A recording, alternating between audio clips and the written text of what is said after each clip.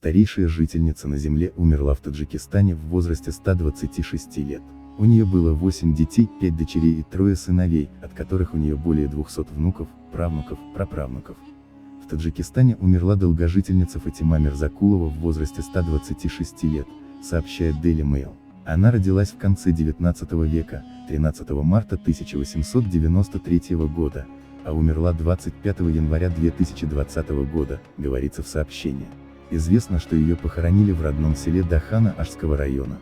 Всю свою жизнь Фатима проработала в колхозе, где собирала хлопок. Также любила часто рассказывать истории из своей молодости и вспоминать важные события. У женщины было 8 детей, 5 дочерей и 3 сыновей, от которых у нее более 200 внуков, правнуков, праправнуков. Напомним, этническая казашка Танзили Бисимбеева, которую называли старейшим человеком на планете, скончалась в России в 123 года. Танзили Бисимбеева родилась 14 марта 1896 года. Запись о ней есть в книге рекордов России.